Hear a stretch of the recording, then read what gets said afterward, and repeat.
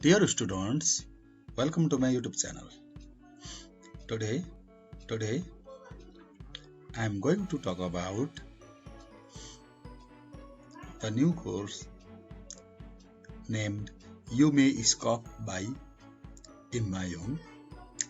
It is a lesson under Unit 6 of Section 1 from the book Compulsory English of Grade 11 according to the new course.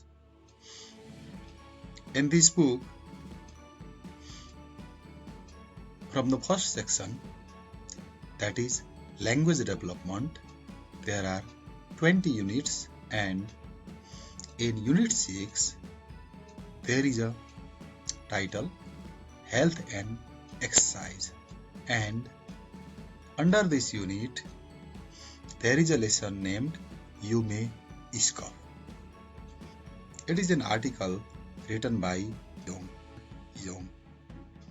This article suggests some ways of avoiding obesity, अर्थात मोटोपना हटाउने केही उपायहरू. Here, you may scoff. The title suggests scoff means to eat greedily, and it also means to scorn or to laugh at. You may scoff. Scoff means here one meaning जिस्क्याउनु, another meaning eat greedily. The title means you may eat greedily because there are some ways to avoid obesity. Okay, let's start this lesson with the slide. Let's go. Generally speaking, when we overeat and do less exercise, we will gain weight. But this is not only the reason. There are other factors responsible to excess adiposity. It is discovered that humans are not alone in piling up the pounds. Okay? Generally कुरा गर्ने हो भने धेरै खाने र exercise नगर्ने कारणले मोटाइन्छ भन्न मिल्छ. तर त्यति मात्रै नभएर अरु कुराहरू पनि रिस्पोन्सिबल हुन सक्छन् जसको कारणले हाम्रो शरीरमा मोटोपन आउन सक्छ. मोटोपन or adiposity.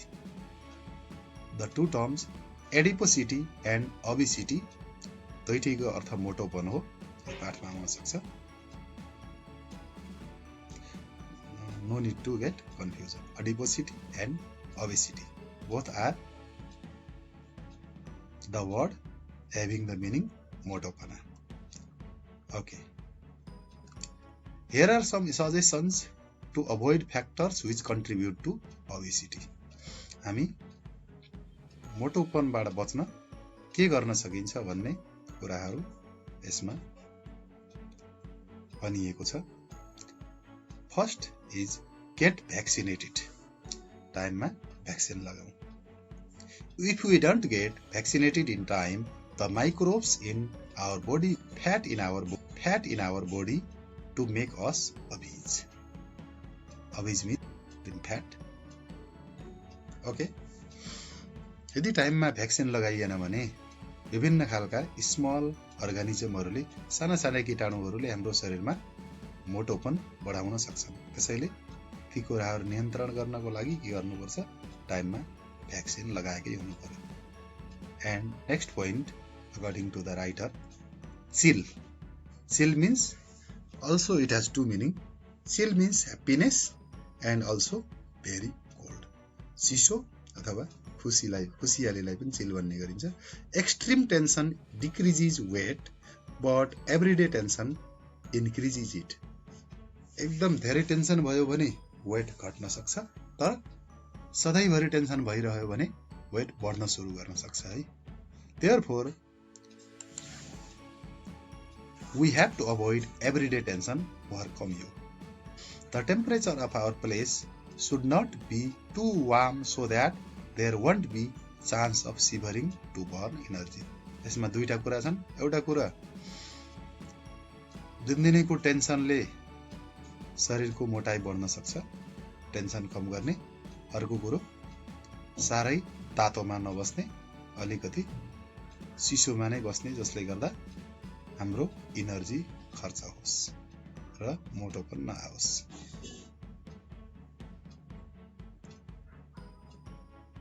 Okay,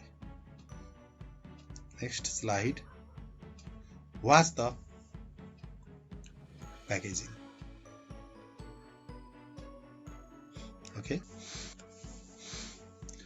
Packaged food item contain endocrine disruptor chemicals which are directly linked to expanding waistline. We had better avoid packaged food item. Okay. Packaged food item मा खानेकुराहरू जो प्याकेटमा आउँछ तिनीहरूमा एन्डोक्राइन डिस्रप्टर केमिकल पाइन्छ, जसले गर्दा के गर्छ, हाम्रो सिस्टमलाई, शरीरको सिस्टमलाई बिगारेर हाम्रो शरीरलाई बद्धा बनाउन सक्छ। Therefore, we had better avoid packaged food item. Turn down the light. धेरै उज्यालोमा नबस्नु, अँध्यारो रातसम्म। By changing the circadian system of our metabolism, the wavelength of light at night function as disruptor. हाम्रो शरीरको जुन सिस्टम हुन्छ,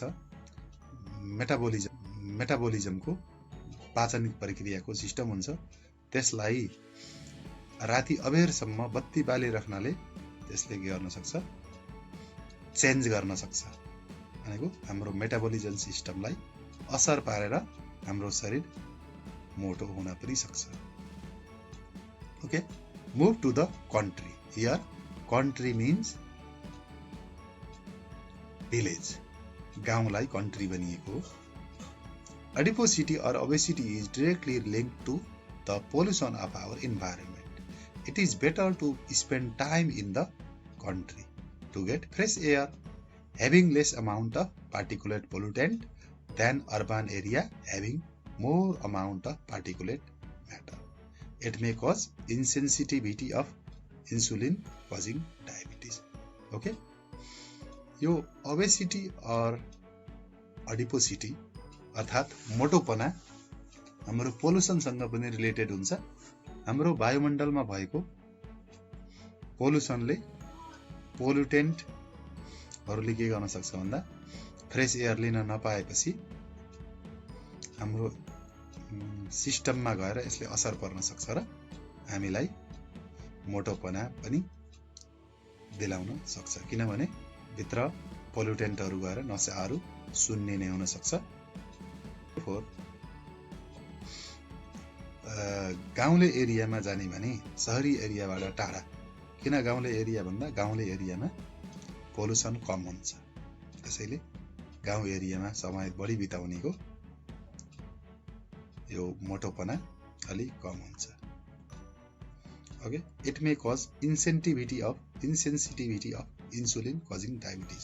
जो इन्सुलिनले मानिसलाई त्यो इन्सुलिनको सेन्सिटिभिटीलाई नै कम गर्ने हुन सक्छ र जसको कारणले गर्दा इन्सुलिनले फंक्सन गर्न सकेन भने डायबिटिज पनि हुन सक्छ। त्यसैले क्लीन इन्भाइरोनमेन्टमा सकेसम्म बस्नुपर्ने हुन्छ। Have a lie-in. Next point. In the experiment, it was found people who slept less were found more obese than those who had good sleep. So we should sleep well, maybe 7.8 hours a night. Okay, this one who is double, therefore I am going to omit it. It was found that, okay, sentence should not be incorrect. In the experiment, it was found that people who slept less were found more obese than those who had sleep. राम्रोसँग जो सुत्छ नि, सुत्नै पनि पुगेको पनि मजाले पुगेको हुनुपर्छ, धेरै अनिन्दो बस्नु पनि हुँदैन. The reason may be sleep deprivation may mean more time to eat. Deprivation means नहुनु समस्या.